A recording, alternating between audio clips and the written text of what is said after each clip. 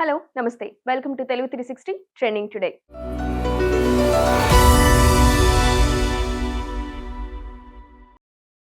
ఏడుగురు పిల్లలు ఉన్న తల్లికి వందనం అమలు చేస్తున్నామని, దీనివల్ల విద్యార్థులు క్రమం తప్పకుండా స్కూలుకి వెళ్లే పరిస్థితులు వచ్చాయని సీఎం చంద్రబాబు కలెక్టర్ల సదస్సులో అన్నారు.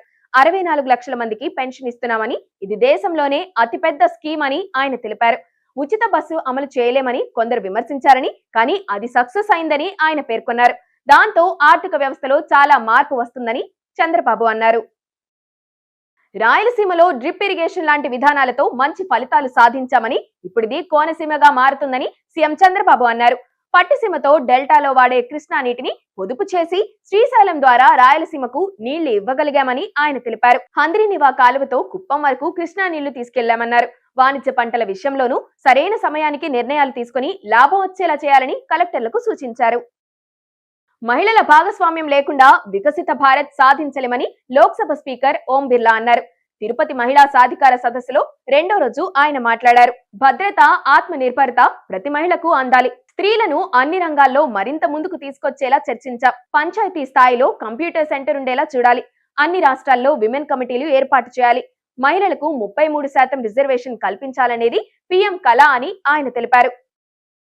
మద్యం కుంభకోణం కేసుకు సంబంధించి విజయవాడ ఏసీబీ కోర్టులో సిట్ ఇవాళ మరో ఛార్జ్ షీట్ దాఖలు చేసింది. ఈ కేసులో చెవిరెడ్డి భాస్కర్ రెడ్డి, వెంకటేష్ నాయుడు, బాలాజీ కుమార్ యాదవ్, నవీన్ కృష్ణ ప్రమేయంపై వివరాలు పొందుపరిచినట్లు తెలుస్తోంది. తాజాగా దాఖలు చేసిన రెండో అనుబంధ అభియోగ పత్రంతో కలిపి ఇప్పటి వరకు సిట్ మొత్తం 3 ఛార్జ్ షీట్లు దాఖలు చేసినట్లయింది. కాంగ్రెస్ ఎమ్మెల్యేలు యూరియా తింటున్నారని బీఆర్ఎస్ నేత కేటీఆర్ ఫైర్ అయ్యారు.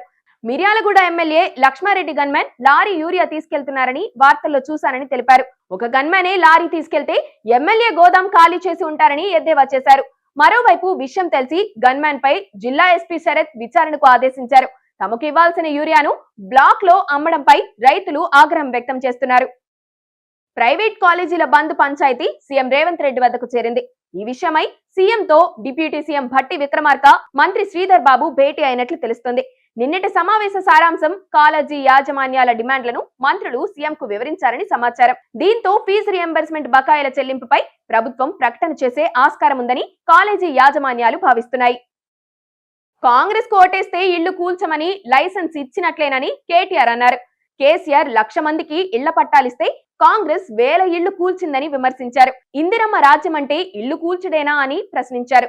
హైదరాబాద్ లో శాంతి భద్రతలు అదుపు తప్పాయని ఆయన అన్నారు. నిన్న వర్షాలకు 3 కొట్టుకుపోతే అడిగే వ్యక్తి కూడా లేరని ఆగ్రహం వ్యక్తం చేశారు. ఎప్పటికైనా ప్రజలు కష్టాలు తీర్చేది బీఆర్ఎస్ అని ఆయన తెలిపారు. కర్ణాటక సీఎం సిద్ధరామయ్య వ్యాఖ్యలు ఆ రాష్ట్రంలో తీవ్ర దుమారం రేపుతున్నాయి. హిందూ మతంలో సమానత్వం అంటే అంటరానితనం ఎలా వచ్చింది? దాన్ని మనం సృష్టించామా? ఇస్లాం, క్రిస్టియానిటీ తదితర ఏ మతంలోనైనా అసమానతలు ఉండొచ్చు. మేం లేదా బీజేపీ చెప్పకపోయినా ప్రజలు కన్వర్ట్ అవుతారు. మతం మారడం వారి హక్కు అని ఆయన వ్యాఖ్యానించారు. దీనిపై బీజేపీ ఫైర్ అయింది. సమానత్వంపై ముస్లింలను ప్రశ్నించే దమ్ముందా అని సీఎంకు సవాల్ విసిరింది. మహారాష్ట్రకు చెందిన మాజీ ట్రైనీ ఐఏఎస్ పూజా ఖడ్కేర్ మరో వివాదంలో చిక్కుకున్నారు. ఓ ట్రక్ డ్రైవర్ కిడ్నాప్ విషయంలో ఆమె పేరు బయటకొచ్చింది. ముంబైలోని ఐరోలీలో డ్రైవర్ ప్రహ్లాద్ కుమార్ తన ట్రక్ తో ఓ కారును ఢీకొట్టారు. దీంతో కారులోని 2 వ్యక్తులు అతన్ని కిడ్నాప్ చేశారు. పోలీసులు లొకేషన్ ట్రేస్ చేయగా పూణేలోని పూజా ఇంటిలో చూపించింది. డ్రైవర్ ను విడిపిస్తున్న క్రమంలో పూజ తల్లి మనోరమ హంగామా చేశారు. ఏఐ వినియోగంపై కేంద్ర ప్రభుత్వం కీలక నిర్ణయం తీసుకునేందుకు సిద్ధమైంది. ఇకపై ఏఐ జనరేటెడ్ వీడియోలు, ఫోటోలు, ఆర్టికల్స్ అన్నింటినీ ఖచ్చితంగా లేబుల్ ఉండేలా చర్యలు తీసుకోవాలని పార్లమెంట్ స్టాండింగ్ కమిటీ ప్రతిపాదించింది. ఇందుకు సంబంధించిన ముసాయిదా రిపోర్టును లోక్సభ స్పీకర్ ఓం బిర్లాకు సమర్పించింది. ఏఐ కంటెంట్ సాధారణ పౌరులతో పాటు విఐపీలను కూడా అయోమయానికి గురిచేస్తుందని పేర్కొంది. భారత మాజీ బ్యాడ్మింటన్ ప్లేయర్ గుత్తా జ్వాల మంచి మనసు చాటుకున్నారు. తల్లి పాలకు దూరమైన శిశువులు అనారోగ్యం బారిన పడకుండా ఆమె పాలను దానం చేశారు. ఏప్రిల్లో బిడ్డను కన్న జ్వాల ఇప్పటి వరకు దాదాపుగా 30 లీటర్ల వరకు మిల్క్ బ్యాంకు అందించారు. ఈ విషయాన్ని ఆమె సోషల్ మీడియా వేదికగా పంచుకున్నారు.